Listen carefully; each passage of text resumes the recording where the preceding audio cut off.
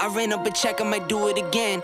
Enemies close, had me thinking they're friends. 10 toes down, I'll be free until the end. Crib outside the city, I don't feel safe in my hands. Took so many years, I'm just waiting for the wins. I'm in debt to no one but the one who took my sins. I do it for real, there's no reason to pretend. If I do it once, I do it again. Add it up, bankroll, euro, peso, add it up. I'm just doing me, everything is on me. Oh, you matter what? Add it up, bankroll, euro, peso, add it up. I'm just doing me. Welcome to Millionaire Before 30, where we are on a mission. Boom. Let's go. We're on a mission, that's right. We are here supplying you guys the exact blueprint of how to become a millionaire before the age of 30 years old. I'm Ryan Zolan. I am Brent Daniels, Mr. TTP, and we got Albert over here in his fancy hat, looking fantastic. We had to rep today for our fun topic, which we will be unpacking here shortly. That's right. He's wearing his Arizona State University shirt because we are talking about college today. This is a huge one. This is like, you know, you're 17 years old, you're 16 years old, you're thinking about what you're going to do with your future. Everybody's asking you, what college are you going to go to? What are you going to do with your life? Do you have it all figured out? All of these things, all of these pressures that may or may not be coming from family or friends or whatever else, but it is something that we think about here in the United States. And the fact is, 43.2 million people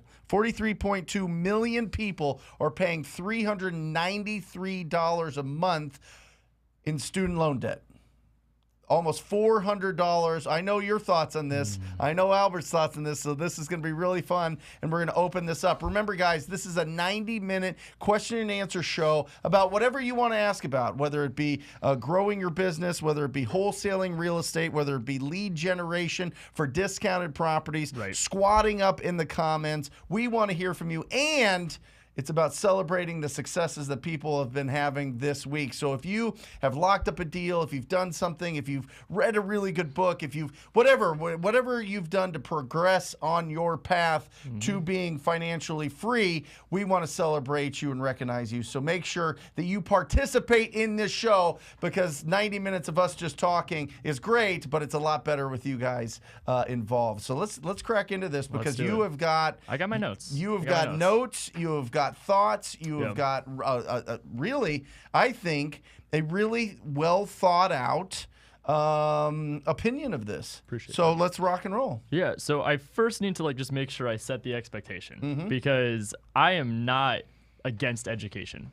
I am against college. Okay. That is my belief. So when I say that I'm against college, it's that it's a system. What people don't realize is they teach you how to follow the rules. Sure. You have to follow the rules. You have to do what you're told. College teaches you to be an employee. It doesn't teach you to think for yourself. It doesn't teach you to think outside of the box. And more importantly, it doesn't teach you how to run a business. Right. So, I'll start off the opinion with that.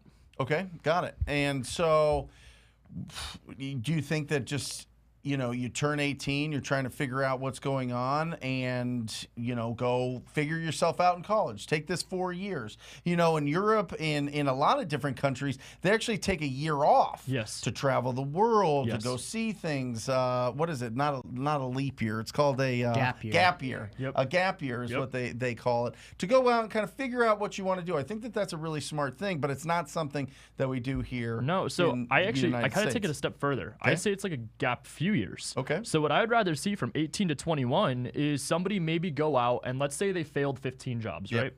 Completely fine. Yeah. If you failed 15 jobs and you're 21 years old, you have what most people in the world don't have. Self-awareness. You at least know what you're good at, and more importantly, what you don't like. From there, if you're 21, let's play out 3 different scenarios. Okay. Option 1, you go into business world. You just you go right into a job workforce. Okay. Option 2, you go to a trade school. Option 3, okay, fine, you go to college. But guess what? You have 4 years of college, you come out, you're 25 years old. At 25 years old with a 4-year degree, at least self-awareness under your belt, and 15 failed experiences, you are so much further ahead rather than going right into college at 18. At 18, did you know what you wanted to do with your life? No. I wanted to play football and date pretty girls. Amen. That's it. But for me, I didn't have the luxury of playing football, but I also didn't realize that real estate was going to be my calling. I just kind of went for it, and I took a leap of faith. and here we are. So I think it's a real, like, I don't even know how to explain it. It's not realistic to expect 18-year-olds to have the full awareness of what they want to do for the rest of their life. Got it. Albert. Challenge you on that. I'm thinking here, when I was 18, I went to college, right? Because that's what we were taught to do, and that's what I wanted to do. Mm-hmm. And you're talking about it, and here's what I got. I brought a prop today. I went to college, right? All 4 years. Yep. For the people, this is my degree. It cost me $61,457. Yep. 65 cents for this piece of paper that I never opened. So that kind of goes to show you, I went through the education part, but I didn't really get the education. And although it was a great experience, can people pay $61,000 for an experience at 18? And then they put you in debt for how long for the rest of your life, paying $390 a month. You know, everyone has their different path. And, you know, for me, I know that I got a full ride scholarship. So, you know what? It brought me to this path, which led me to Ryan, which now led me to this seat. So you got a full ride, but it costs $61,000. How does that happen? That's what it would have cost? That's the actual tuition that it cost me for all 4 years, $61,000. And if it wasn't for the full ride, that's what I would have had to paid for 8.5 by 11 piece of paper. And what do you think about that, Ryan? What do you think about getting scholarships, getting grants, getting something like that to pay for it? Are you still saying, listen, if you're an entrepreneur, be an entrepreneur. If you want to go out and have a good time and have those 4 years and kind of investigate what you want to do, so then that's not a everyone good has option? the luxury of having scholarships, and I think that majority of the people don't. And even if it's played out more realistically, if you do have scholarships, the odds of it being a full ride are like slim to none. Yeah. So I mean, it's still going to end up accruing debt. It's still going to end up, in my opinion, wasting time. I think the college is great for experiences. It's great for building long-lasting relationships and friendships. And then again, you kind of figure out some things throughout college. You're usually away from mom and dad for the first time, but if we're going to get real, $61,000 for that? Yeah. Shit, dude, put that into personal development. Okay. That $50,000, go get a loan for 50 grand and go and figure yourself out. I'm not saying go and like blow it on a bunch of parties and bottle services and anything like that. But if you go and you put that into yourself, maybe a course that will teach you how to make some money, you're following our blueprint. You're accruing debt and you're in college. Where's the light at the end of the tunnel? Love it. Let's throw up that blueprint for everybody just as a refresher. Here you go. Millionaire Before 30 blueprint. First, number one, do a deal. Do a deal. Start doing something as a entrepreneur. You have to go through this period where you have done nothing to create income into your world, and then for whatever you want to do, whatever service you want to provide or product you want to provide, you have to get some income coming in to prove to yourself that this is a fact and that you can do this over and over and over, and that's called a business. Absolutely. Then, like Brent said, you have that proof of concept. From once you get the proof of concept to be able to transition to full-time in the business, that is life-changing. Once you're able to put all your effort and energy into doing this full-time, whatever the business is, you'll start to see the drastic change.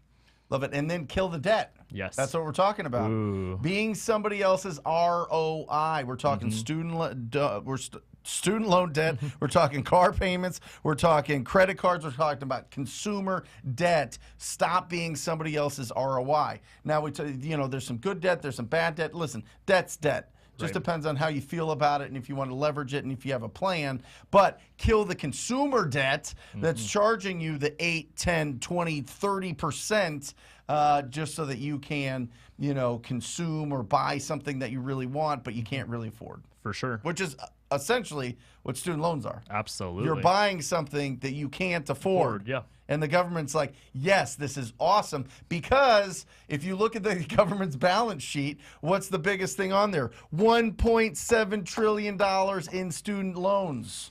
Do you see? I mean, you went to ASU. It's one of the biggest universities in the country. It just keeps expanding and expanding and expanding.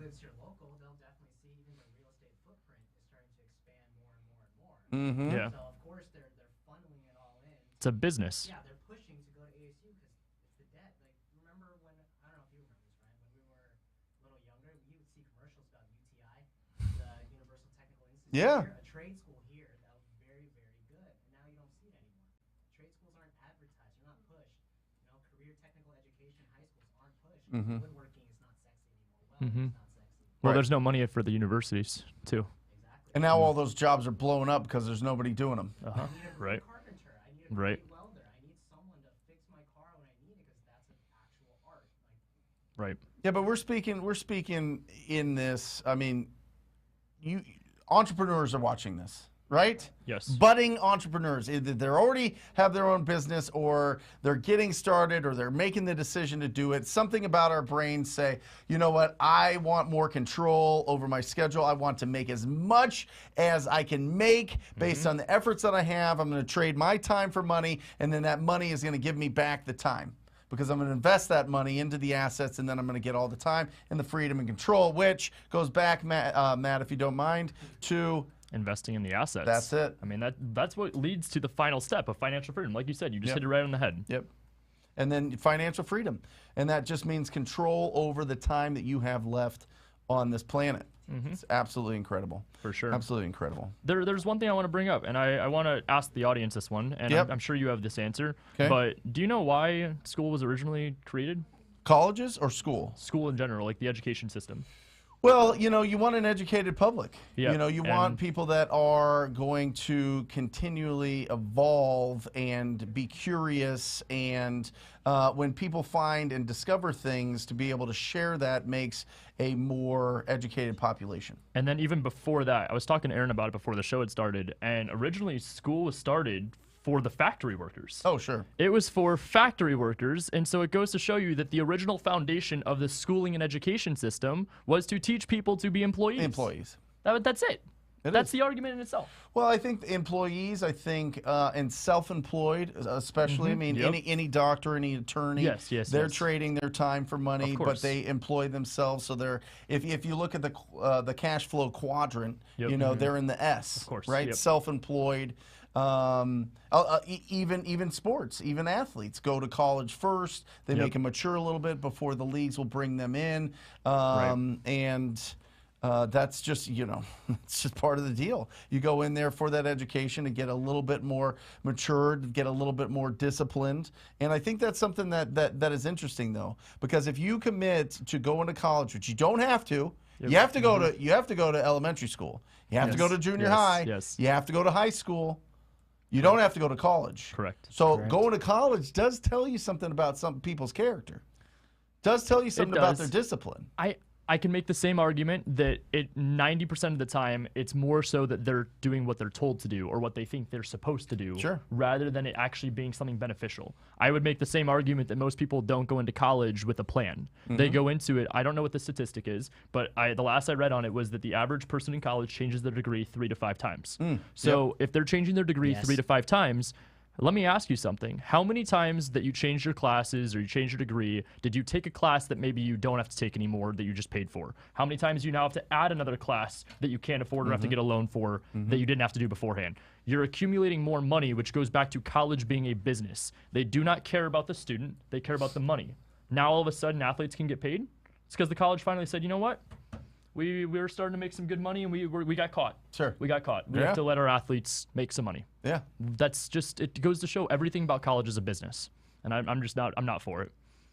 I get it. Not for it. I get it. Listen, if you have that entrepreneur, and I think even now with YouTube, with podcasts, Yes. with so much information out there, if somebody's in high school or somebody's like getting to that point where maybe they're taking some time off of school, or maybe they just don't like tests, they don't like classes, they don't like being somewhere, they sit there and they're just like, this is not for me. Yep. You know what I mean? That was All of a me. sudden, you can. The most important education is your self-education, Oh my your gosh, personal yes. development. Yes. It's not even close. Yes. It's not even close.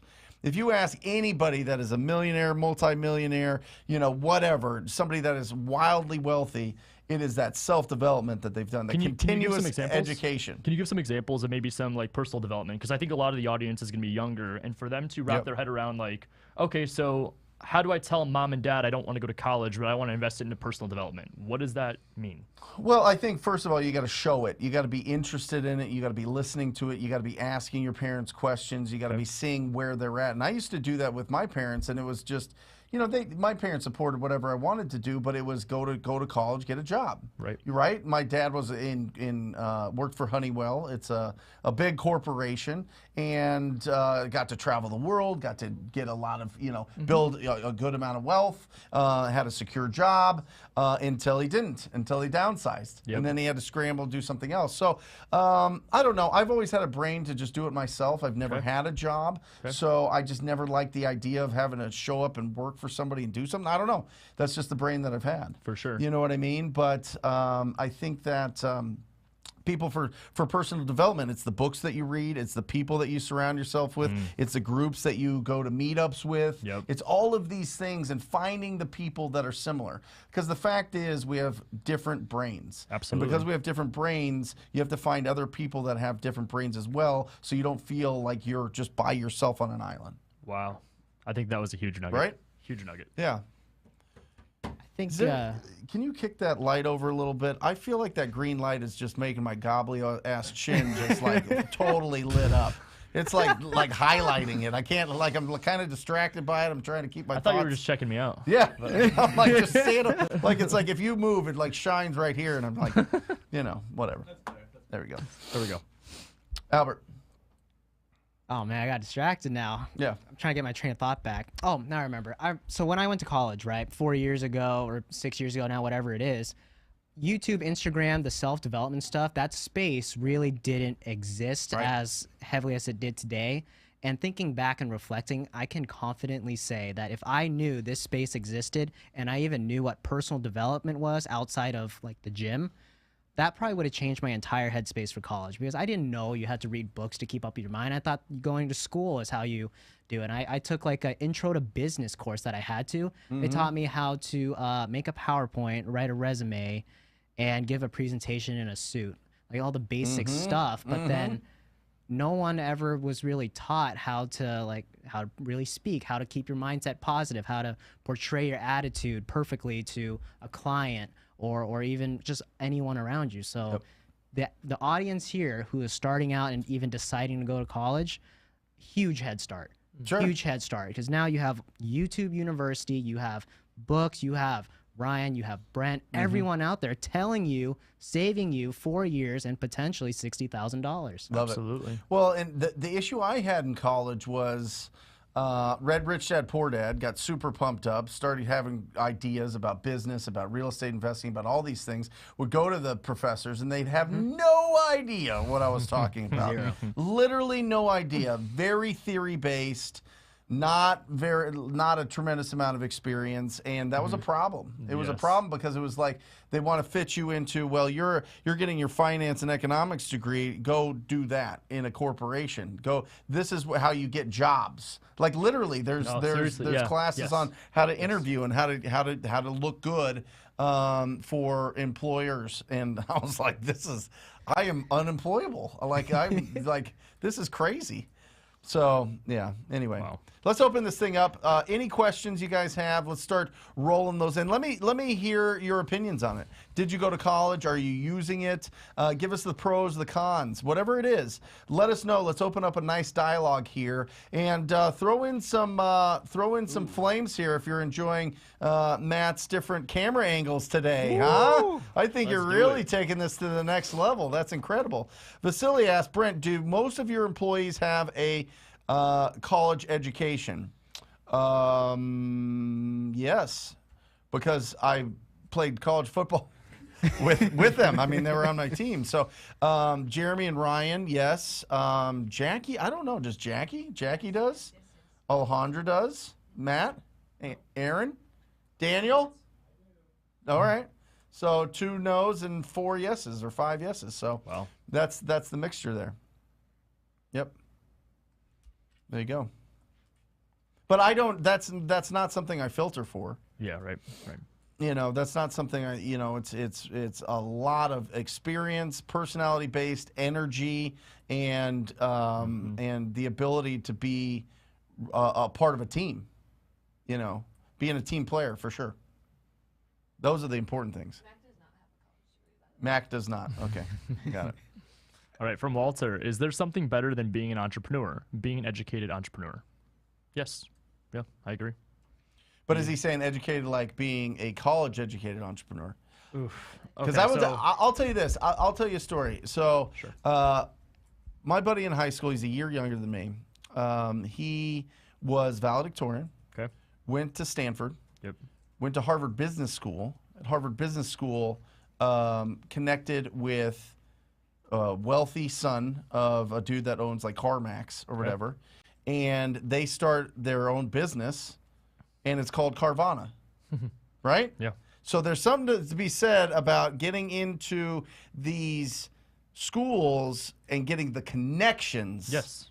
and the Yes. network Yes. to be able to, start these incredible, billion-dollar companies. So Go ahead. would you say like college is almost like a mastermind if you think about It it? is. You're It paying is. to be in Absolutely. this That's all it huge is. circle instead of the education. I think that the mastermind happens in the second part of it. You can get your undergrad, but when you go for your graduate's degree or doctorate or whatever else, that's the mastermind, because you're around people that already went through it, have similar, thoughts on work ethic and these type of things. And so then that's a perfect way. It's a mastermind. It really is. Would you say that you need to know your abilities to not fall into the college life, like the partying scene? They don't have the discipline at that age. Yeah, I mean, listen, if you get into the party scene and you can still get good grades, you can still get good grades. I mean, some of the wealthiest people I know are the biggest partiers on the planet. You know what I mean? Like they just, start having fun. So, yeah. I don't think that those are mutually exclusive. I think that you can fall into a slippery slope where you don't do anything and don't show up. That's a whole different thing. But I think if you have the discipline to get through it and still get good grades and have a good time, people can balance it. Hey, Matt, could you check to make sure Albert's mic is on? I gotta. We fixed it. Cool. Heather, this is awesome. My 15-year-old freshman refused to go to school again today, second day in a row. Okay. Maybe not that extreme. See what you're doing? Okay. Ah. I started off the hand. I started Heather. off to set the expectation that I'm not against education. I'm against Right. college. Right. 15-year-old freshman in high school, get the GED. Yeah, but I get it. I Like, get it. I mean, it's- listen, if you're sitting in class and it's just tough. nothing and that was you're me. getting nothing out of it and you got to find, but I think you found an incredible group in high school. I did. So I was in a business marketing club. Right. And that club changed my life. But it was DECA. But for me also, it was hard to wrap my head around how that was the only class that I found actual value in. Yeah. And every other class around me, it was just like, what's going on right now? Sure. Like, I didn't want to be there. I wasn't entertained. Yep. I graduated with a 1.7 GPA. Like, Did you really? 1.7. 1.7. Oh, you just nailed it in. D's bro. get degrees, bro. Yeah, I guess. D's get degrees. I guess so. Wait, high school? High school. Yeah, high school. 1.7? Yeah, I 1.7 was in the under. bottom 50 of my class. Look at you now. So you have a different perspective. I do. I But just you didn't- did. It's not because you didn't have a work ethic. No, God, no. Look just- at how I was in that business club. Yeah. That was the best thing that ever happened to me Right. because I was so informed by business. It caught my attention, and I also, I liked wearing the suit and tie. It was Sure. nice. So it was just like I found my passion. I Yeah. found what I was good at. I was good at negotiating and competition, and just found my calling. Awesome. Heather, I think that maybe look into see if there's some business groups or clubs, I guess. Yeah. That they can get into DECA, Yeah. DECA, Yep. right? Correct. See if that's available. Absolutely. And see if that's something that your son would be interested in. For sure. This is Albert's girlfriend. Is it really? Yeah. Well, I'll really let you is. read it. As someone who is in college from Aditi, I love it. It's an amazing gateway to meet like-minded people and actually speak to my highly accomplished professors that love to help students. Now, for background, she's pre-med, going to be a doctor. So, Sure. for professions like that, Absolutely. I think I in would agree. college. I Yeah, wouldn't want someone who watched YouTube University operating on me. Just, For sure. I definitely want a higher education on that. For sure. I'd agree with that. Watches Grey's Anatomy. Yeah. Right. Yeah. And again, there's certain parts of it, like college, you have to have a degree. Doctor, lawyer, attorney, engineer, teacher. I'm missing a few. My wife has 2 degrees, and she keeps going back to school. She absolutely loves school. She absolutely loves education. Yep. She's a nurse at the Mayo Clinic. You know what I mean? So she loves it. Yeah. She's not an entrepreneur at all. Literally has no idea how I make money. Literally no idea. That's awesome. She's like, okay, cool. We're buying a new house. We're doing this stuff. Great. That's fantastic. You know what I mean? Like it's not her brain is not For sure. is not an entrepreneurial brain. Yeah. Right? I mean, she tries to dip her toe into it by managing an Airbnb, and then she hates it, and we rent it out to Mike Mahoney 3 months later. So, yeah, this is great. Yeah. Thank you for joining the show. This is a family affair. This is wonderful. I love it. All right, from Dominique. I totally agree. I dropped out for my first year. I wish Sub 2, Astro, and TTP was around coming out of high school. Amen. It is. It is now. Yeah. It is now. So, yeah, I think there's a lot of different options. I think that just to think that, well, geez, I don't really like school. I'm not really getting a lot out of this. I'm doing it because it makes my parents happy, and they've got a life plan for me, but I feel like there's something else that I can do with it that's going to be more impactful, that I can have purpose and feel really fulfilled by, whether that be art, whether that be business, whether that be playing an instrument, whatever that is. Right. You know what I mean? Now, you could be amazing at the violin and have 2 million TikTok followers and get, $10K a month off of whatever sponsorships you have. Literally, I mean, though. it's It's 2022. bananas. We were talking about it before the It's show, too. bananas. You could sell fake currency that's not tangible Right. for thousands and thousands of dollars every month. You could sell JPEGs. Like, Yeah. Well, I mean, you're Ryan. Mr. NFT over here. No, not even. I'm far from where I want to be. Well, you've got a bunch of them. I do. Give me that bucket hat. Yeah, that's right. I had to borrow that. That is awesome. It's her hat? Yeah. Oh, okay. Scott, all right. Up close and personal. Hey, guys, thank you so much for doing this. I speak for anyone else, but I'm sure as heck can speak for myself when I say kudos to you both. Thank you so much for doing this right now. Thank you, Scott. Thanks for participating. We really appreciate that. Sending the love to us. We're going to send it right back. Love you, Absolutely. Scott. That's Appreciate that. awesome. Rogelio. Stopped going to college last semester after closing my $10,000 deal at 18. Felt like going full-time is more beneficial for my future since I've already closed 4 deals and plan to start hiring a VA soon. Okay. Let's go. Okay. Okay. 18, probably 19 Dude, now, right that's now, just- 4 deals down, learning. Listen, I'm telling you, the faster you learn how to source discounted properties, how to find these deals, the deal of a lifetime comes around about once a week. And if you're Ryan and Albert, it comes around 10 times a week. So absolutely incredible. Yeah. Keep it going. I love it. And remember, listen, you're trading time for money right now. Take that money to get back that time. You know what I mean? To get back time later in life, to get control of what you want to do. Now, listen, if you're a hard charging, white knuckle, you got electricity in your feet and you just want to run forever and just go. Do your thing, but invest. Absolutely. Invest for the future. Invest for things that you're not going to look at that money for 10, 20, 30 years for real. Do it now when you're 19 and it'll be bananas. I was just having this conversation literally last night with a guy on my team, Tanner. He was talking about, he's like, I feel like there's days that I really just want to go and do it, but and I'm like, hear me out. If you take away 18 to 25 and you put everything into yourself, business and development, dude, you're going to be 27 to 30 living like a king. Yeah. Like literally like a king. And people, what's the average age that people work till? Was it like 55? 65. 65? Okay. 65. So by the time Yeah. you're 30, you would have potentially 70 years of freedom and control. Oh, yeah. Oh, yeah. It's not even like a conversation. Well, and then once you get to the point where you're not worried about finances, it's real interesting the things that you can focus on. Yes. Because most of our lives is focused on keeping our head above water and say, you know what I mean? And paying the Literally. bills and getting enough to get by and doing our thing. Once you don't have to worry about that, Yep.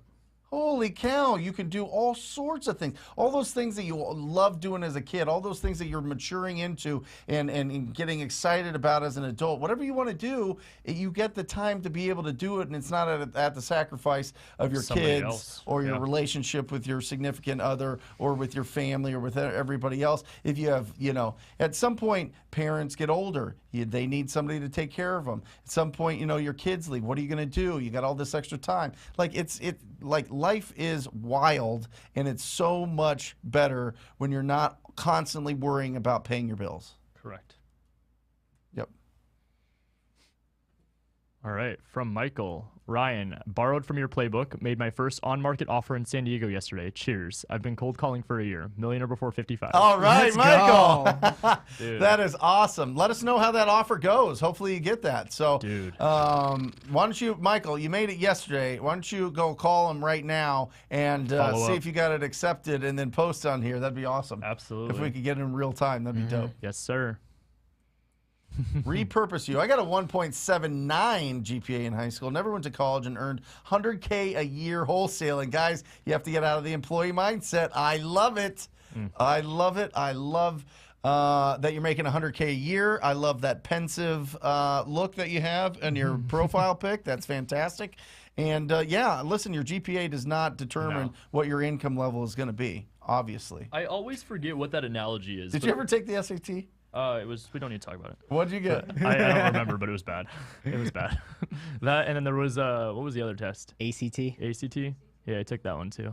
That one wasn't good. So Anyway, why take those tests if you knew you weren't going to go to college? because, dude, I was pressured. So my counselors, teachers, Yeah. administrators, I had some family members. They were pushing down my throat, saying you need to go to college. Do we still have that picture of Ryan in high school? Let's not do that. Let's not do that. Let's. I can get you a better one. I don't think there is a better Probably one. not. Probably not. Congratulations on 100K That's a it. year wholesale. You know, let's ring that bell. Let's ring that bell for Good job. Repurpose You. I love it. Let's pull it back a little bit here. There we go. Oh, 1.79. Yep. Let's go. Let's go. Listen, turn that into 1 million a year. Absolutely. All right, Go. stop messing around. What's All your right. saying? Add a couple zeros. That's it. We don't have any more college questions, so let's switch to wholesaling. Yeah, let's go to wholesaling. All right. How many records should you pull when testing a new virtual market? Keystone Property Solution asks. I would pull, it just depends on if you're going to be testing different virtual markets, like multiple different markets. If you're going to do that, I would say pull 300 addresses in each market and see how that feels. If you're going to go definitely into it, oh, well, you said testing. So I would say 300 to 500. 300 to 500 addresses, get the phone numbers, start calling them, start getting an idea of what's going on in that market, what the response is, for sure. And then also text them. Batchleads.io TTP. Boom. Get the discount. There you go. There you go. There you go. And listen, the 300 to 500 is nice because, and I would split that up between 3 or 4 different lists just to see which ones you're getting the best responses from, the most contacts and the best conversations. There you go. Yeah. All right. All right. From Ralph. When you blast your deal out, do you put a commission on it for the realtors to send to their buyer, or do you wait for them to ask how they get paid? The second part. Yep. You do not put a commission on it for the realtors. Yeah. Yeah. You just tell them, hey, listen, this is the price that I want. Whatever you want, add it on top. Yep. That's how they get their fee. And then they go, well, you know, I got it to, listen, if it's the only buyer that you have, like you put it out to everybody, this agent responded, and they're like, I put it out at the price that you sent it out. Can I get 3%? And you don't have any other options? Consider it. Consider building that relationship because that could be somebody that has access to thousands of buyers. Some of these agents are learning. Some of these newer agents and some of these agents that are transitioning and understanding what wholesaling and investing is, especially in this market because they can't find deals for their investors. They're starting to evolve and they have big databases of people because they're loud and they're expressive personalities and they're out and about and they're going to happy hours, they're meeting investors and they're doing all these things. And so one agent could bring you, hundreds of investors. So. Aji, hi Brent. I have an on-market infill vacant lot land deal listed for $60K. Seller's willing to take $40K. Land only has sewer connection. Is that a good deal? So they've got a property on the market at $60K. So what you want to look at is what are the properties selling for in that area. Make sure that it's in a subdivision. Okay, Correct. if it's out in the middle of nowhere, it's going to be a lot tougher. Okay, but if it's in the subdivision, in an area that's popular, look at what they're selling for totally fixed up. So you want to look for the properties that are renovated. You want to look for the properties that, in best case, ones that are just built, like new Correct. builds Yep. in the last couple years, and just see what they sell for. Typically, a buyer, a builder that's going to develop that piece of land is going to want 20%. 20. Keep it at 20%. Keep it under 20%. So, for example, if it's 200,000, they're going to want to spend 40,000 on the lot. Okay, 40,000. So you're going to want to be at 25,000 or something like that. So if it's on at 60, you've got it at 40. Just make sure that that's a good deal. Right. Yeah. Make sure that the rest of the properties are selling in the 250-ish. All right. Great question. Silly.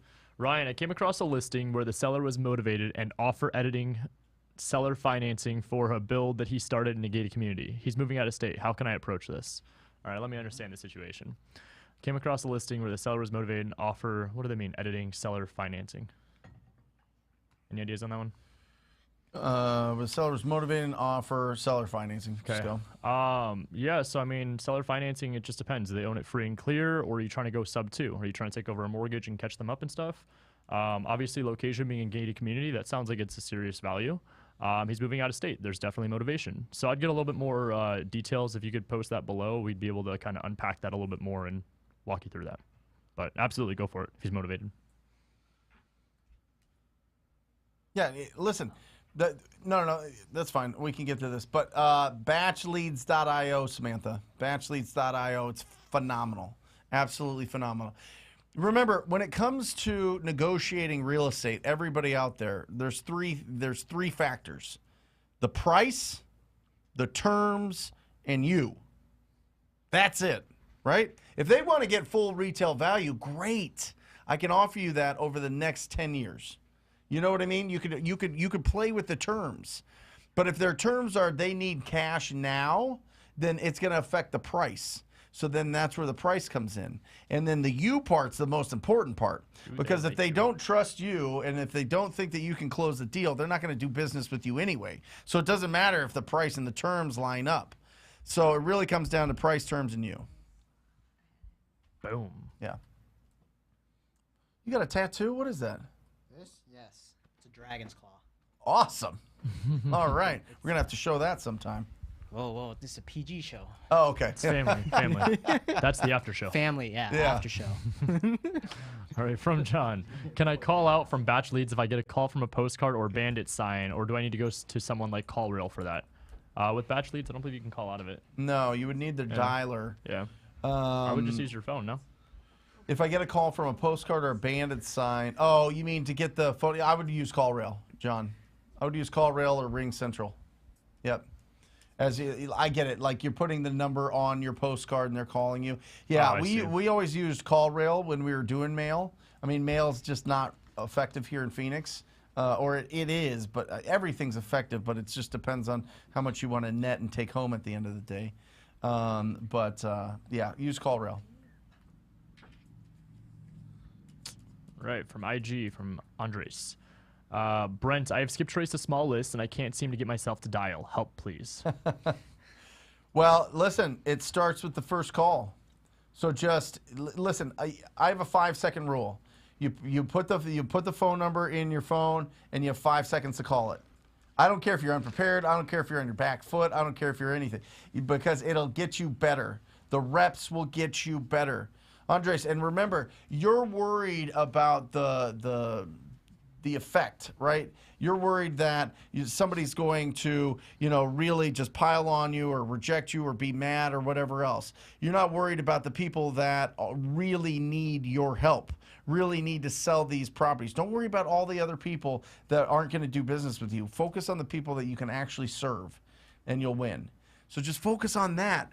Think of it as a project, right? You have to do this project. You got to call one person today. And then tomorrow you call 2 people.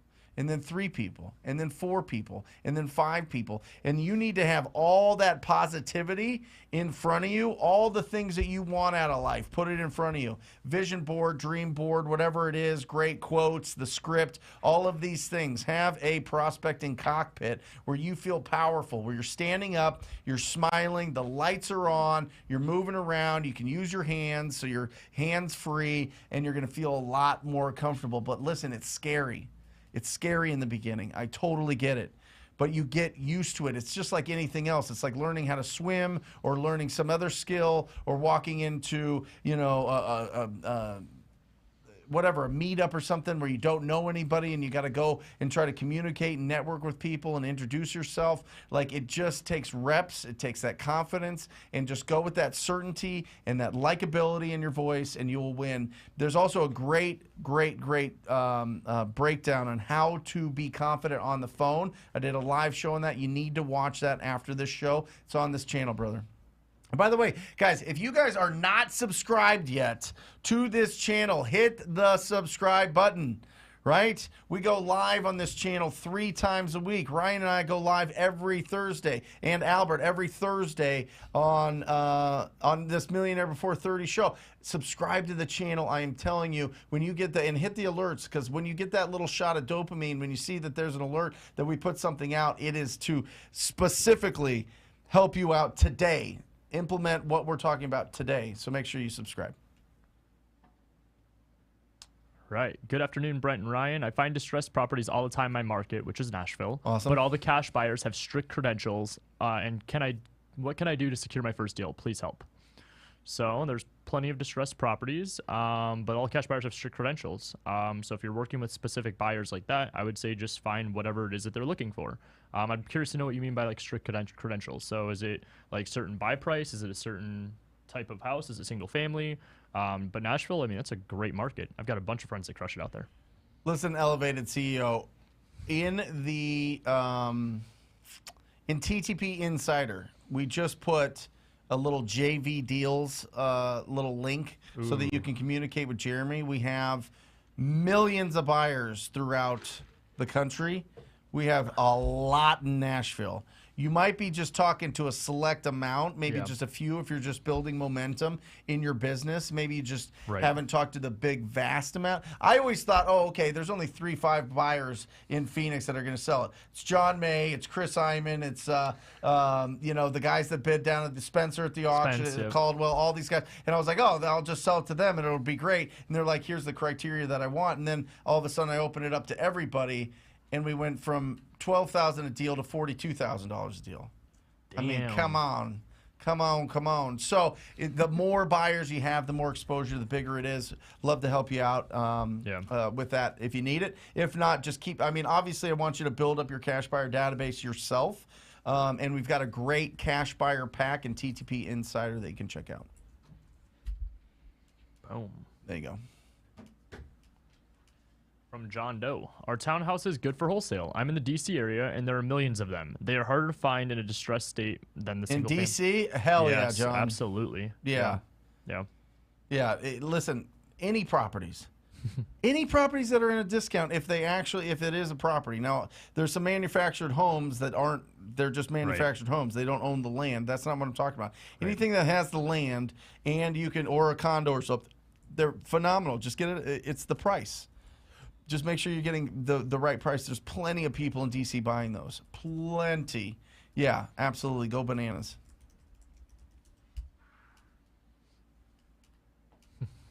From Samantha. Best place to find a list of realtors. Have you bought that domain yet? No. No, I need to. Google Dr. Bill's real estate agent list.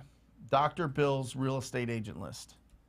I should just put it on as a, you know what I mean? Like slider. It's so ridiculous that we should just show people why I say Google it as opposed to give the actual URL, because the URL is just horrible. Yeah. I looked it up afterwards and I saw the same thing and I was like, what? Yeah, pull it up if you can, Matt, and just put it on here. But there you go. Right, from John. So are you estimating an offer off of your repair cost grid, or are you closing the deal off of that, or doing a contractor estimate before you close the deal? So, I mean, we always factor in the repairs into our offer. You have to be able to figure out how much it's going to cost you to renovate the property to get it to where it's retail value. How do you guys estimate it? So our formula is ARV times 0.93 minus repairs, minus estimated profit, minus the wholesale fee is your purchase price. No, I mean, how do you estimate the repairs? So ours out here is about $35 a square foot. If it's going to be like a really nice remodel, it's between 40 to 45, depending on how big the house is. What if it's cosmetic? 25 to 30. 25 to 30. So if it's 1,000 square feet, you're going minimum 25K? Absolutely. Yeah. Yep. We're going to go in there. We're going to fully renovate it. I mean, right now, there's obviously delays with material and labor. Yep. So it's just a matter of a lot of So that goes this is, into it. Matt, will you put up our grid? I know you're doing like 7 things right now, but just that that repair, this is what we have. We actually added 10K to each of these. Add 10K on top of this. Yep. Easy carpet paint, right? For sure. 20K. Yep. Needs work, countertops, Yep. appliances, you know what I mean? Upgraded flooring. You're going to be 35K, and then wow, this is bad 50K. Yep. Under 1,500, which is that's a lot less than $25 a square foot, though. For sure. I like And what you said. $35 a square foot. I like what you said. Add 10K to all those. I think that's about accurate. Yeah.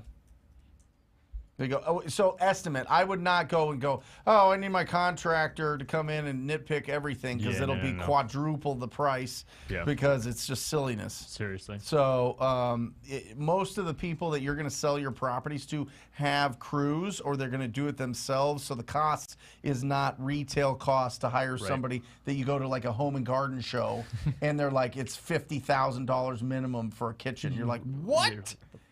These cabinets cost $2,400. What are you talking about? You know what I mean? Oh, here you go. So- Here you go. Oh, there. Real dash estate dash agents Yeah. dash Yep. list. That's not even to buy the yeah. When That's you go the to Dr. Bill's it's like one. // but I'm like, It just doesn't make sense. right from Teresa. When Throw this over to Albert. Thank you.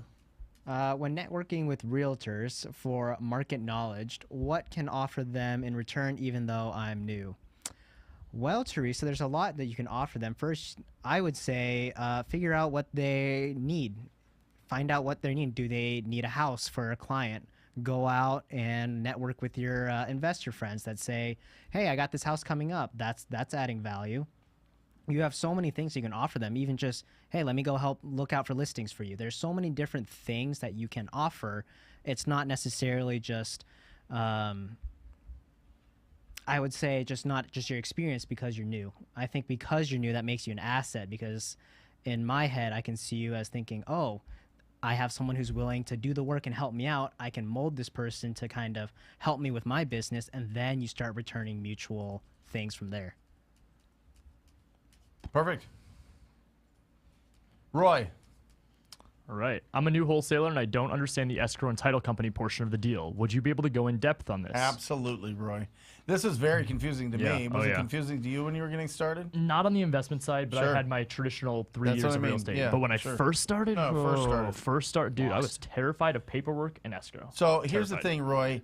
I would say in our business, because we don't deal with a lot of like loan officers, the title and escrow company is like the fanciest part, right? They dress really well. They've got their reps. They've all got offices. It's like a whole thing. And you're kind of like, I'm like in shorts and a t-shirt doing deals out here, and I'm walking into this fancy thing. Like, it's kind of intimidating. Are Yep. they attorneys? Are they not? Or what's happening here?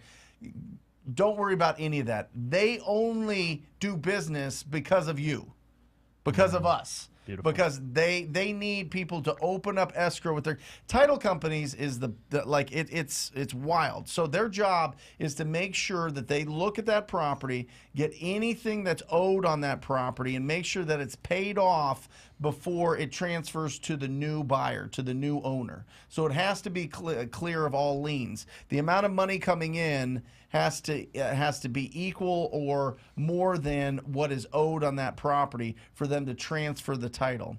So basically their job is you turn over the purchase contract to them and they contact the seller, get all their information, make sure they get all of their payoffs, make sure that they get put it all into the settlement statement so that the seller knows exactly how much they're going to net on the property, and then they coordinate with your buyer to make sure that the funds come in. So one, they organize the title. Two, they're the money middleman, right? The money goes into the title company, and then they give you the money afterwards. Everything goes through the title company, everything, and then they put title insurance on the property to make sure that if anything pops up after the transaction that they cover it. So basically, just to put it real simply, Roy, you turn over the contract to them, and they take care of everything, and they tell you if there's any problems with the property, and you keep going, making calls, and getting deals. All right? Let them do their job. Let them communicate with your sellers. Let them coordinate your buyers. Let them do all the closing, all the stuff, and get the check from them. Or, if you want, just get a wire. Boom, right into your account. Your job is to find deals. Their job is to make sure that gets through the finish line. Amen. Good? So, Brent, so it sounds like you just literally get the contract, you give it to them, let them do all the work, and then let them call you, hey, here's a problem or an issue, or Yep. here's your check. Yep, they will open it up. They will facilitate the transaction. They will coordinate between the buyer and the seller. It's not like, I think people have old school mentality that everybody sits around the table and the seller's there and the buyer's here and they're looking at it and they have to sign the deed. And I they actually have to did do have that this. happen I know. like 3 weeks ago. It was terrifying. But Yeah, but I mean, now it's like a notary comes here and they're like, Yes, here, sign yes. this. I'm like, okay. And they're like, okay. you just bought Do the you house. want your check? Do you Yeah. want a check or wire? Wire. Okay. Yep. Boom. Catherine, how do you pick good renters? Oh, fantastic. I great love question. it. Yeah. So for me, I just have one rental, but you got to make sure they're qualified. That's really the thing that boils down to for me. Do they have a good paying job? Do they have good credit? And I just like to know a little bit of background, like where were you? What's the plan? How does this look in the next 12 to 18 months? Obviously, the goal is to get long-term renters in there. So for us, it's just, again, making sure they're qualified. Catherine, get a property manager. Listen, who, not how. Get a great property manager that's going to market your property, vet all of your people, make sure that they've got the credit and the income, and make sure that they're going to be a good fit. Now, if you're just running a couple properties, I honestly think it's worth the 8 to 10% to hire a property manager, because then you can grow bigger and you can grow faster and you're building a really good team. So I would find somebody that's a really good property manager and have them do all of it for real. And you stay focused on getting ugly houses and big checks and then adding to your portfolio. From Dusty. Okay. What are some qualities that most great markets share? Love it. I would tell you it's going to be high turnover. You find like high Okay. percentages of people that are constantly moving in and moving out. There's a certain price point that I think makes a good market. For me, I think that's probably around that 300K. I think Okay. it's a good entry level house now. And then more importantly is how many people population wise are in the market. So Yeah, Dust. Buyers. That's the answer. Cash buyers. How many cash buyers are in that market? That's it. I mean, obviously, I love price point. I want you to be in markets that are above 150 because I want you to average at least 15,000. We typically make about 10% on these deals of the after repaired value. So if the after repaired value is 150, you make 15,000. If it's 300, if it's 500, then you make bigger checks. So I would rather do bigger checks, net more per, do less deals with less headache, and net more at the end of the day, because you average, sure. $40K a deal or something. Yeah. absolutely. Awesome. I like his name there. Dusty. Dusty. All right. Where can we get comps for non-disclosure states aside from the MLS? I don't know where you can find any more now. PropStream's gone. Well, yeah, I mean, You could use Zillow, but Zillow's not going to be able to like go further in depth, like in like a state like Texas, for example. yeah. I mean, worst case, you can get real close. So what I like to do in non-disclosure states is you look at Zillow, you look at Redfin, you look at, in Texas, they have a HAR, whatever that is. And then they've got, you've got Zillow, Redfin, Realtor. PropStream, Realtor.com. Take them all, combine them, divide it, and then if you feel like you're still not getting a really good idea or a really accurate ARV, you have to call a real estate agent that works in that area. If you're in a non-disclosure state and you don't have somebody on your team that is ride or die and they're a real estate agent and they understand what's going on in the market, that you refer a ton of your dead leads to because they want to list the property. They don't want to just take a cash offer and make them a fortune, and they make you a fortune by being your backup on all these comps and or, you know, helping you sell these deals. It's a big mistake. You need to add a real estate agent on your team, and I'm not necessarily saying in your business, but just on your team, like your squad, your escrow officers on your team, your hard money lenders on your team, your real estate agents on your team. That's you need to have somebody in those non-disclosure states that have access to the MLS so they can understand what is going on in this specific neighborhood. It is critical, critical, critical. Great question. And you mentioned HAR. What is that? It's a website in Texas that has comps and stuff. Interesting. Yeah. Somebody explain what HAR is in Texas. Bryson, what do you do when you find a house, skip trace it, and it's not the owner who answers? Do you move on or just use another skip tracing site? I'd be curious to know which skip tracing site he's using. Yeah. Because obviously, I mean, I'd recommend Batch. Yep. Batch is going to give you the best answers. Yep. And then from there, they usually give you like 5 to 7 potential numbers. Reach out to all of them. See if any of them are related. Typically, even if the first one's not right, what I typically find is that the second or third number is maybe somebody that is connected to that homeowner. So I wouldn't give up quite yet. And then if you're local, door knock. Yeah. Perfect. Dion, hey guys, I'm in Colorado and dual agency's not allowed. Yep, I've tried working with buyer's agents and it hasn't gone well. They all think my offers are too low and don't want to present them. Any tips? Yep. I know what you're going to say. Go ahead. So there's 2 things. Number 1, double close. 2, find better buyer's agents. That's it. That's it. That's it. They're not going to present. Talk to more why? people, Dion. Why? Why are they not presenting? Right. Well, because they're probably in a position where they're doing enough deals. Maybe. Right? Yeah. Or they're getting enough offers. Or that they But don't. But it's a numbers game, Dion. That's all it is. That's all it is. It's a numbers game. So just you got to add how many agents to your list that you're constantly communicating with. Yeah. So you need right now we have about like 1,100 realtors that like are in my database that I'm like really close with. 1,100. 1,100. 1,100, Dion. And out of those 1,100, I'm only really doing deals with 5 to 7 of them consistently. Right. Yeah. And it filters out. Those relationships build up. That's why I say 300 realtors will bring you 1 to 3 deals. Yep. Awesome. Lobo Society. Should I also be calling realtors on weekends? Absolutely. Realtors show houses on weekends and nights, so they're working on the weekends, especially if they're a good one. And if they aren't even working on the weekend, guess what? You're catching them when they're available. Yep. Absolutely call them on the weekends. Yeah. Yeah, that was the biggest problem that I had being a realtor was getting calls on the weekend and calls at night and calls Dude, on, it's like I would get calls on Christmas Day to show a property. Haven't had that one happen. I was like, what is happening here? It was my first year in the business. So I was like, oh my gosh, I think I hate this.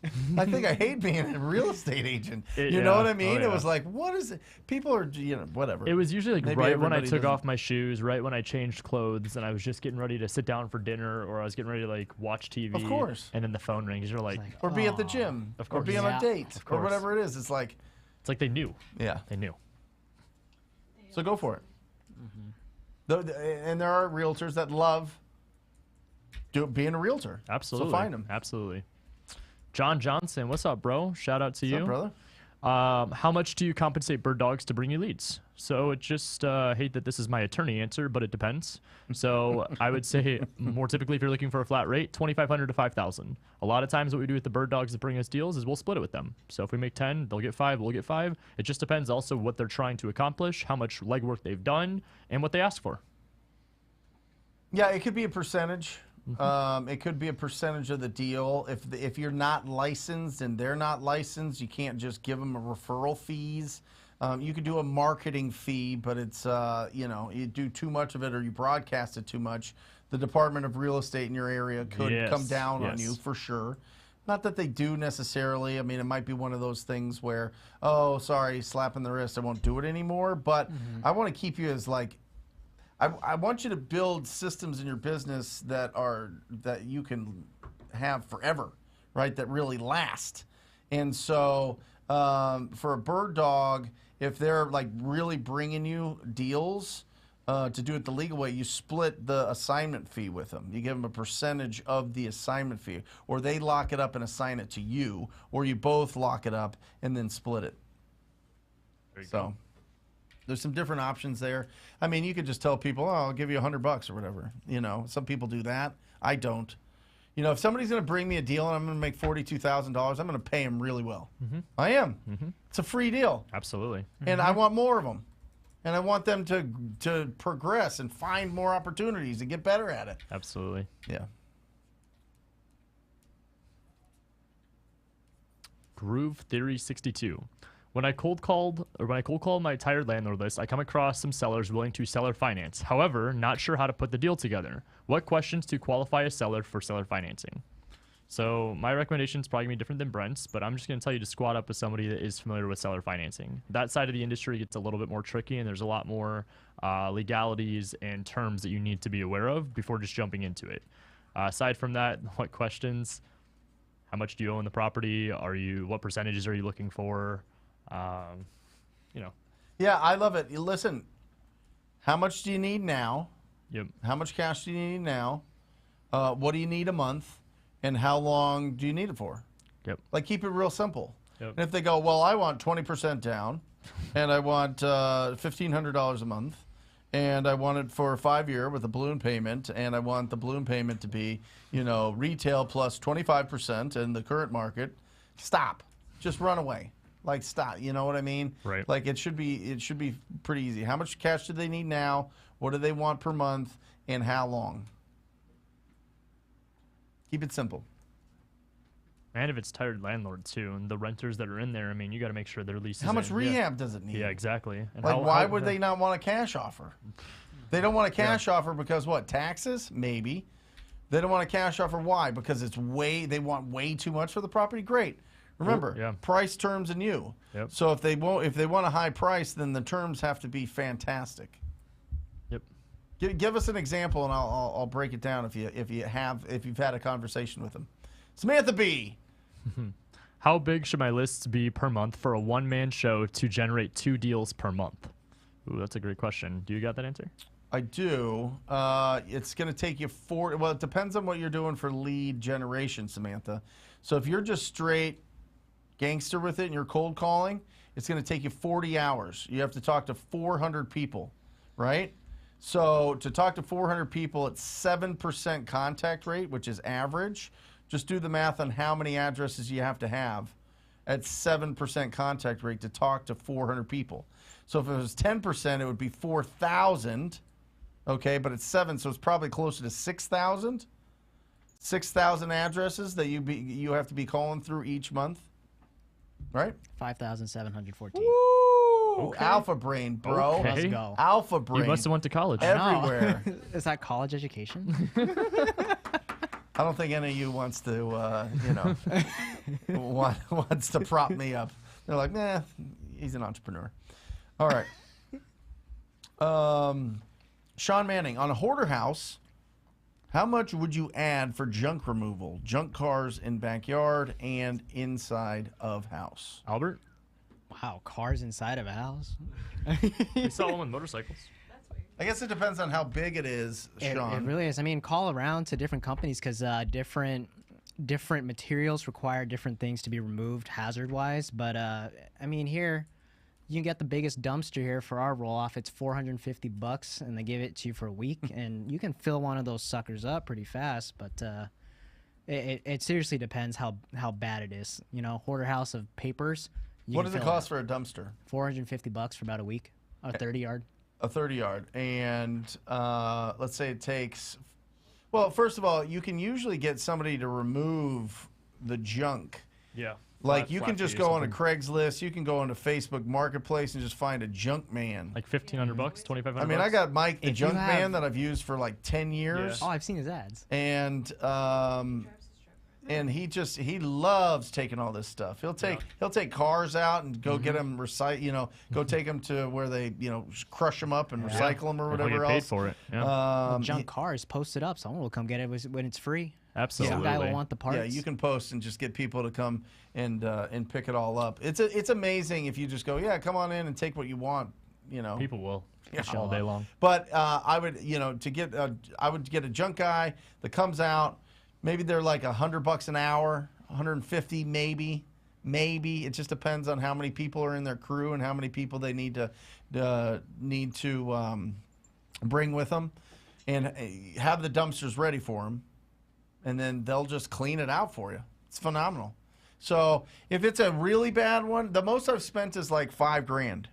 I've spent $5,000 one time removing a real hoarder house. Did it include like a dead body? This is top, well, dead animals, but top, junk all the way to it. This dude would climb over hills, huh? The one we tried to film in. Oh, I don't even want to talk about that too. We wholesaled that. That was the one we cleaned out. Yeah.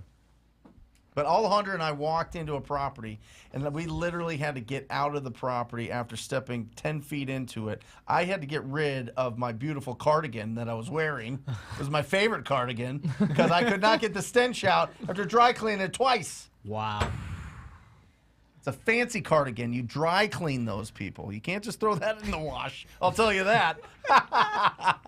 Stuff you won't learn in college. When it was winter and he didn't wear his TTP gear. Yeah. Is that the gray one? It's no, not that gray one. Okay. No, it was a beautiful navy blue. Rebus Solutions had a homeowner ask, how would taxes be handled on the sell price, not property taxes? What's the best way to explain this? Had a homeowner ask about how taxes would be handled. Well, first of all, there's long-term capital gains and there's short-term capital gains. So how long have they owned it? And if they've owned that property and they've lived in that property, like it's their primary residence, and they've lived in it over 2 years, they can profit $250,000 as an individual, $500,000 as a couple without paying taxes on it. Wow. Okay. So the capital gains on your primary residence doesn't get taxed if it's under $250,000 and under $500,000. So if it's a homeowner, that's the best. With investors, it's different. There's long-term and short-term capital gains. What I would do is I would talk to a CPA and just say, hey, here's the situation. Here's how they yeah, there you go. Here's the situation. What do you think their tax liability is going to be? Absolutely. Tax exposure. What else do you have on your little notes there? I'm curious about this. Oh, I had a quote from Elon Musk. Okay. So it says, you can have a bachelor's degree and still be an idiot. Right. Yeah, that's one of his great quotes. Oh, for sure. There you go. Love you. Awesome. Matthew, if you're not a realtor and you refer a seller to an agent, is there a way for you to get a referral fee or something? No. Yeah, Department of Real Estate's watching me, so no. No, I mean, listen, the agent, you can build a relationship with that agent so that they send you referrals or they help you out on specific deals or whatever else. But that's one of the benefits of getting a license is you have the ability to get those referral fees legally. Yes, sir. So, listen, Matthew, I've given a lot of referrals to a lot of agents over the years and made a really good, it's kind of the cherry on top, an extra, some years $50K, some years $100K on those referral fees, just as bonus on deals that we would never do because they just wanted retail. And they should get retail. They're renovated. We just happened to call them. And so we just got one, I think we just got paid on one that was like $14,000 last week. Wow. Whoa. It was a big deal. Yeah. It was like a $1.2 million house. Yeah. We got a 30% referral fee. There you go. Do the math. Yeah. That's enough for your dry cleaners for like 2 months. Yeah. Well, now I don't have dry cleaners. I just wear the same shirt every day. I mean, different ones, obviously. Are you sure? Yeah, I think so. Terrell, I'm trying to get into the wholesaling business here in Florida. Awesome. However, just today I saw about 3 or 4 commercials on TV from cash buying companies. Should that scare me away? I was going to TP everything. Anything. No. First of all, don't get scared of anything. Yeah. Listen, look, and we talked about this yesterday. And Matt, can you pull up that the census, the census pick? Mm-hmm. Listen, here's the fact, and these are real facts from the 2020 census. 10% of the 141 million properties that we have in the United States are vacant. 10%. It's a lot of houses. Single family, right here, year round. You can see it. Is there a way to like draw something on there, Matt? I don't know. Year round, if you look there, it's kind of hard to see there, but in that first row, when you see first quarter, and by the way, you have to add 3 zeros to these numbers, okay? These are based on thousands. Estimate are in thousands. It's right there at the top. If you look at year-round vacant, and these are for single-family houses, 11,789,000 vacant properties. What I want to tell you is this. There are way more opportunities than there are investors, than there are wholesalers. So don't get, I mean, listen, that should be a great indicator for you. Honestly, it should be a great indicator because that's telling me that the market that you're in has a lot of buyers. Yep. Which means the heavy lifting is finding the deals. Mm-hmm. Selling them, no problem. And who's to say you can't call those companies and ask if they have any houses to sell? Mm-hmm. There you go. So you got it. You got this. Hey, Brent, what are you going to questions? What are your go-to questions? Go-to questions. Jeez, I'm stumbling on that. Hey, Brent, what are your go-to questions you ask title companies before you work with them? I'm not going to pepper them with a lot of things. I get referrals to the best escrow officers through networking or through posting to social media. Who is the best escrow officer for wholesale deals? Who is the best escrow officer for double escrow, double closings? Who is the best escrow officer to work with investors? And then I call them up and I say, are you overwhelmed right now? Is there too many deals? Is your pipeline really full, or do you have more capacity? Yeah, we got plenty of capacity. We'd love to work with you. Great. I'm going to send you over a deal today. Yeah. If I'm going to take it a step further of actually calling them, I'm just going to ask if they're investor friendly. Do you offer rates for cash buyers that are better than the alternative of financed? Are you familiar with wholesale deals? Do you know what assignments are? Do you know what double closes are? Are you familiar with blind HUDs? All those questions. The UR got me. That's what got me. Yeah. He went to college. Mm-hmm. Joseph. Hey, I have someone who is trying to sell a potential subdivision. All right. Wow. Where do I begin with knowing if the numbers are right? Damn. Joseph. You got to talk to the big boys. Yeah, Joseph, if you have a lot of experience, go for this. Yeah. If you're just getting started, completely ignore this. It's a total waste of time. Yeah. And I'm not just saying that as like, hey, I'm a big guy. I know what's going on here. I've gone after big deals like this, and none of them happen, right? First of all, if you're going after a subdivision, you're not getting paid for 18 months. Correct. Let me say that again. 18 months minimum. Mm-hmm. The inspection period on these things on the shortest end is 6 months. On realistic, 12 to 18 months, especially if there has to be zoning.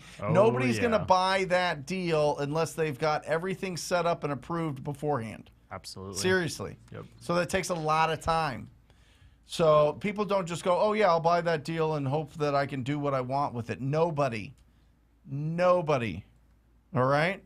So if they want to sell a potential subdivision, is it built or is it land? Blind HUD, great question, Terry. You want to go with this? Sure. Yeah. So blind HUD is a way of asking a title company rather than doing a double close to where they're going to basically cut off your assignment fee. So a lot of times, like where you may be concerned of a realtor or a seller freaking out in the situation, if a title company is willing to do a blind HUD, they will block off your assignment fee of $10,000 to your LLC. The alternative to this is if they say no, you just double close the deal. Terry, are you a receiver or DB? Dude, that guy looks like he balls out in flag football. Are you kidding me? Receiver, DB, or quarterback? I want to know. Blind HUD, basically, the seller sees their side, the buyer sees their side. That's it. Yep. The other side's empty. Correct. Yep. Dude, he probably plays all the positions, honestly, in flag football like that. Are you kidding me? Yeah, you got to go both ways. Yep. Marco.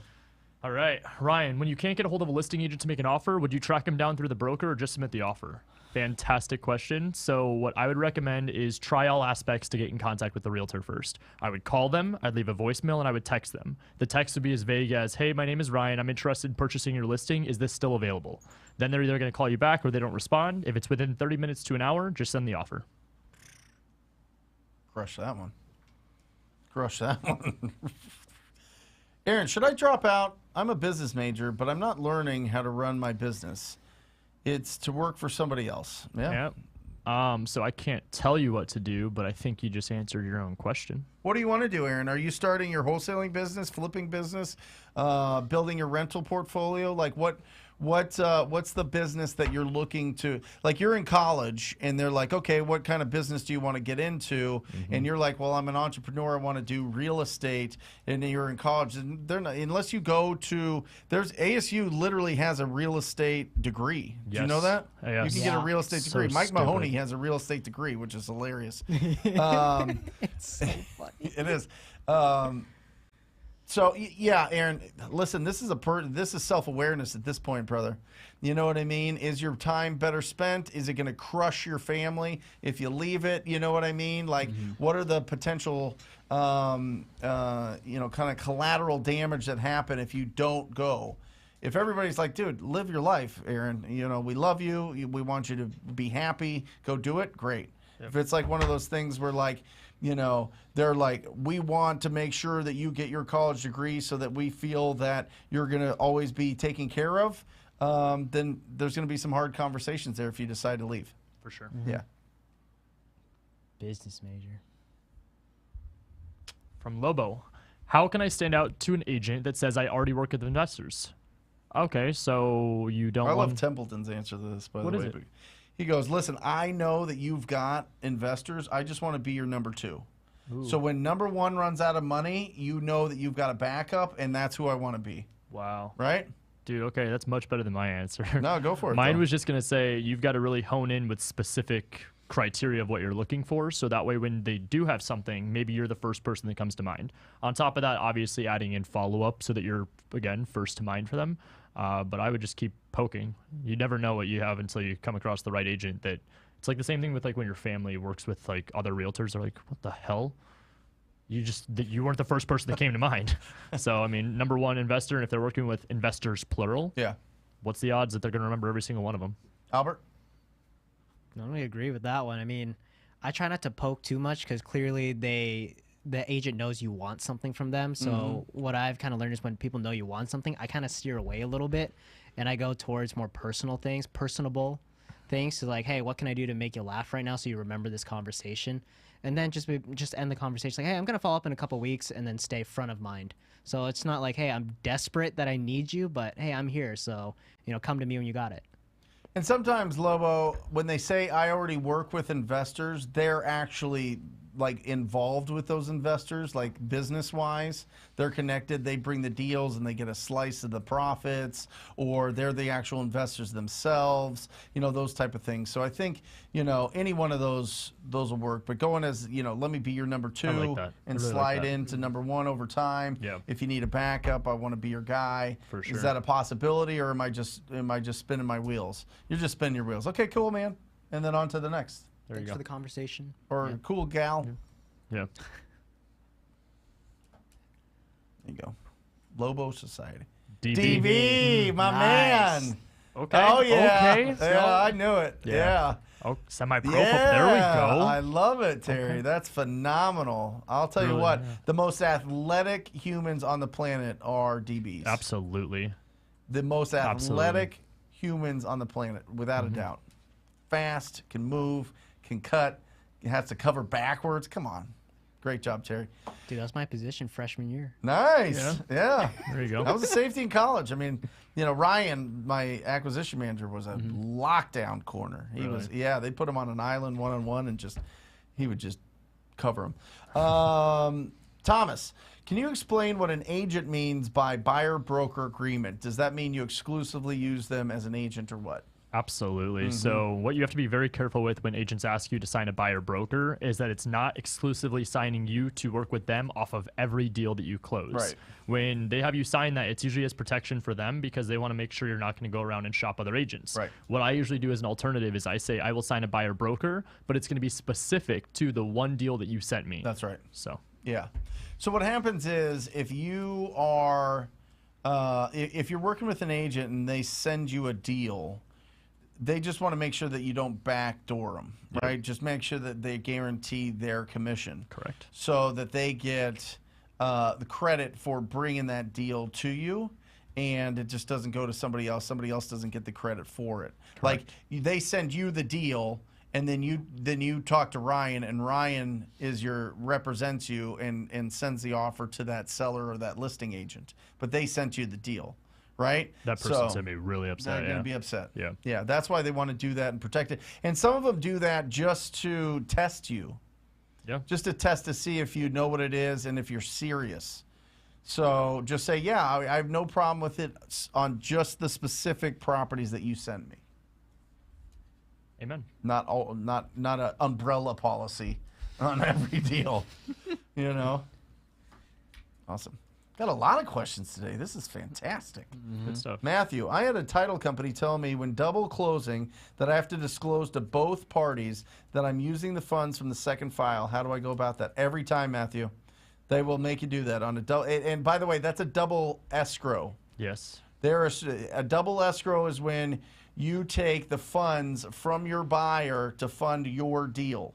Okay? A double close is you bring your own money in, you close it, and it's done, and then the buyer brings their funds in to close it, and it's done. If the funds are coming from that second buyer to do a double escrow, I don't know a single title company that doesn't disclose that.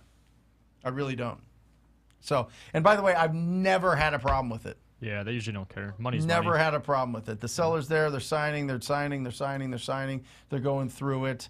They say, well, it's coming from, they sold the deal to somebody else. Yeah, well, they told me that they might do that. Right. I mean, we tell them. Yeah. So, Good stuff. yep. MJJ Smooth Criminal. All right. Hey, Brett and Ryan. It is possible to get a cash buyer to pay your EMD when a seller wants an outrageous amount for an off-market property. You can. Just remember the legality as to what allows you to wholesale is equitable interest, which is only through the deposit of earnest money to the escrow company or the attorney. If it's required. If it's required, yep. Yep. It could be in the contract that it's not. Or in your state. Some states True. don't require earnest. Correct. Yep. But yes, the short answer is that you could have your end buyer put up the earnest money for you. Just What, MJJ, how much is outrageous? right, I know. Let Is me it know like- what that is. Well, and here's the other thing too. I mean, you got to remember, once they get the earnest money in at the title company, they send a receipt out to all parties that the earnest money was deposited Right. with whoever the person is that deposited it. So if you're not setting the expectation properly with the seller or the agent, and then they get a receipt with another LLC depositing earnest, could get a little sticky. Whenever I get this question, I wonder what happened to the seller before. Right. Because typically Yep. when sellers want an outrageous earnest deposit, it's because somebody backed out of the deal. Absolutely. Which, to me, if it's a smoking deal, nobody backs out. Right. True. So is it really a deal? Or are they like, it's a 50-50 if these people are going to close, but I'm going to at least ask for an outrageous amount so that I get it paid this, knowing that they're probably not going to be able to close it. Love that. Happens all the time. Really savvy sellers, people that own a lot of properties, or if this is an investment property and they've been burned before, or they're just really familiar with what's going on and they want incredible earnest deposit, are not. They know the values. They try to get the most. Not that they know the values. They just try to get the most out of it. They don't have to trade potential equity for speed and convenience. They don't. So are they really deals? You know, most of the time I find that they're not. Sometimes they are. Sometimes they're just old school. Sometimes they're just old and they're the older people and they're like, listen, back in the day we had to put 10% earnest deposit. Well, yeah, the property was $4,000. You know what I mean? There you go. Oh, yeah. Jeez. 1% is $73,000? Well, yeah. I mean, if you're going after something that's $7.3 million, then Yeah. Or is he saying the purchase If price it's a is 7 73? it's 10%, so it'd be, or 1%, so it'd be 7.3. Yeah. But what you have to understand about $7.3 million deals too is that, Who's your buyer? yeah, that's a very normal earnest money amount for a $7.3 for sure. million. Yeah. For sure. I'm surprised they're not asking you for 6 figures. Is that right? They want $73,000 for earnest. Yeah, if it's $7 million, for sure. Absolutely. And why are they selling it? And what's it worth? If it's a multifamily, which I assume it is, unless you're in like Malibu or something. Math Yeah. times 1%. No, it's 7.3 million. It's definitely, yeah. High school, 1.7. Listen, I've been doing math. I've been doing math. I only at know home. 3%. I've been practicing. I only know 3%. Not spelling so much. That one's still messing with me, but yeah. Yeah. Here we go. Thomas, what does the follow-up conversation look like with an agent after the initial conversation and they don't have anything right now? Weekly, monthly, quarterly. Albert and Ryan. Great. So as for follow-up, when agents don't have something in the works, the infamous line that people are going to use is, oh, I've got something coming up. Awesome. When is that going to be? Oh, it's going to be a month down the road. Awesome. Follow up with them and call them within the next 3 weeks. Aside from that, if you're looking for what the usual follow-up is, if there's someone that's consistently like interacting with you and sending you properties, follow up them weekly or bi-weekly. Mm-hmm. If they're just somebody that kind of here and there has something, monthly. Yep. What about you, Albert? Conversation. What do you say to them?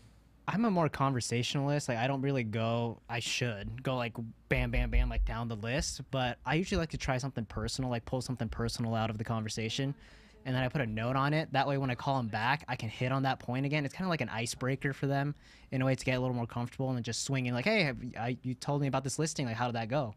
And that keeps the conversation going. And I learned like the more time on the phone you get with an agent, the more responses you're just gonna start getting. sure. They open Yeah. up.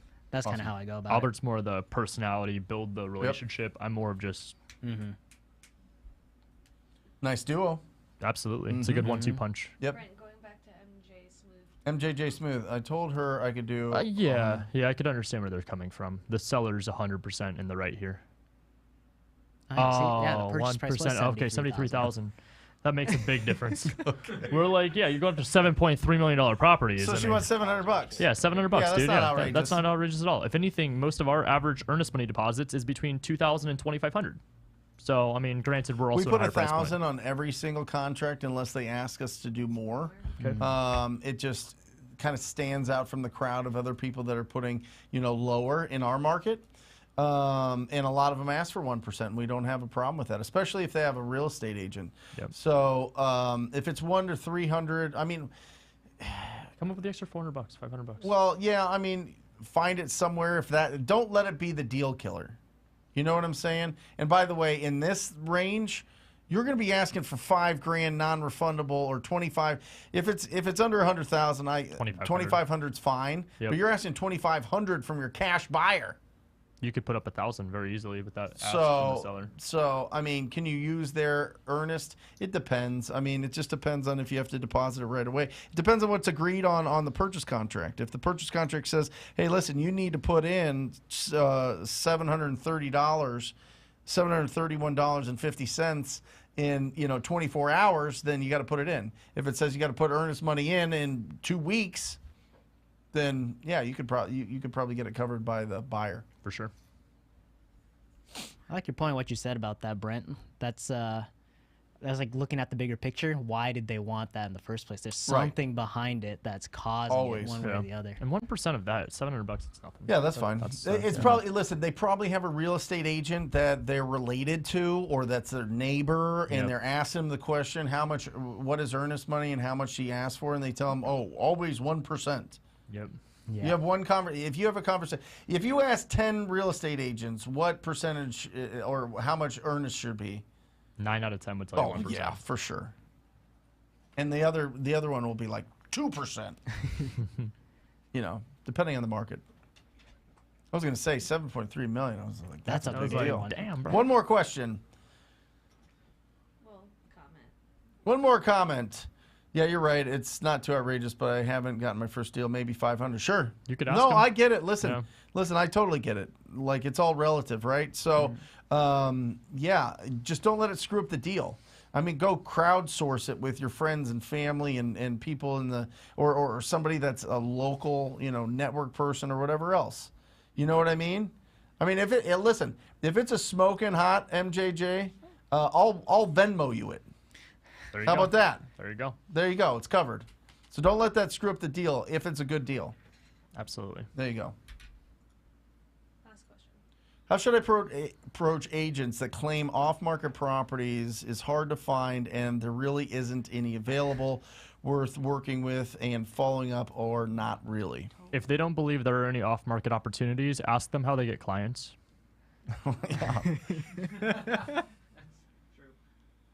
Yeah, I mean, listen, it's you're not asking them to generate leads for you. You're asking them, when you run across properties that you're about to list that need a lot of renovations, reach out to me.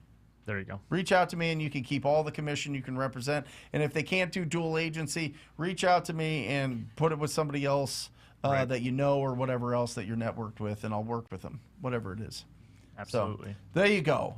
Follow us on Instagram right there. When is your guys' next meetup? We've got a couple weeks. It's going to be March 1st. March 1st. March 1st. All right, March 1st. Fantastic. But and tomorrow's that challenge. Talk to me. Yeah, you guys, if you're trying to look and watch me actually close MLS deals live, I'm doing a transformation challenge where we are showing how you can be in one position one day and the very next day you're somebody completely different. So I'll be live doing a challenge tomorrow from 10 a.m. to 12 p.m. Arizona time.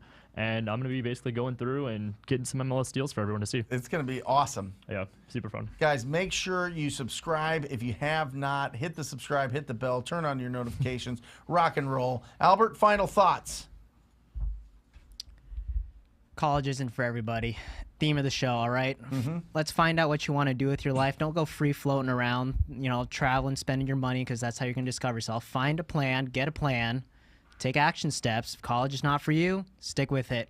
Go all the way through with what you want to do with your life. Because at the end of the day, what are you risking if your plan actually works? Financial freedom? There you go. Boom. Couldn't say it better. See you next week. Love you guys. I ran up a check, I might do it again. Enemies close, had me thinking they're friends. 10 toes down, I'll be free until the end. Crib outside the city, I don't feel safe in my hands. Took so many years, I'm just waiting for the wins. I'm in debt to no one but the one who took my sins. I do it for real, there's no reason to pretend. If I do it once, I do it again. Add it up, bankroll.